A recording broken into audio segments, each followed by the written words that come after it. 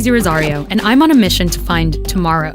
Today, I'm in Boston at Harvard's Wyss Institute for Biological Engineering. Since 1950, the number of approved drugs in the US has been decreasing, even though we're spending more money than ever on pharmaceuticals. And before drugs can be given to any actual human beings in a clinical trial, they have to go through a lengthy process of lab and animal testing. This is Don Ingber, a cell biologist and bioengineer. He's not the biggest fan of the drug development industry. Right now they'll spend $500 million easily, or billions, 15 years, get to the clinical trial, have many thousands of patients, and fail. The drug development model is broken. But Dr. Ingber likes a challenge. Tensegrity became the basis of his career, and it led him to organs on chips. So here's an example of how a lung on a chip is used.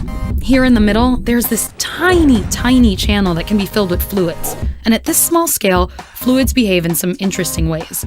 There's even a special name for it. Microfluidics. In these tiny channels, fluids don't mix with each other. They stay separated by a small membrane, but they can still interact with each other.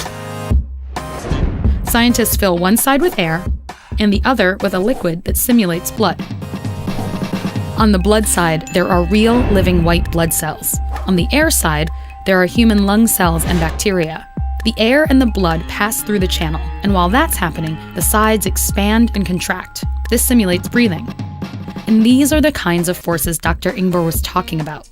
Turns out this is a pretty accurate representation of a lung, which is amazing. It means that cells in these tiny chips are interacting with each other like they do inside a real human. And this has some far-reaching benefits. This is Geraldine Hamilton. She's the president of Emulate, a company trying to use these chips to fix the broken pharmaceutical industry.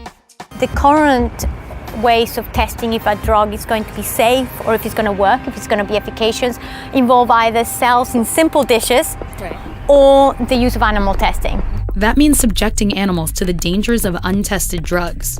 Many of those tests don't even predict how the drugs will work in humans, which can lead to the drug failing in clinical trials. The great thing about the organs on chips is that you could work on the mechanism of how it works on human, as opposed to work years on mouse and then find out it's different in human. And that could help speed up the development of drugs and identify problems with them much earlier. This could be crucial in the case of an outbreak or an epidemic. On top of all of that, most drugs are developed to be one size fits all. That's not always the best approach. Organs on chips could help change that.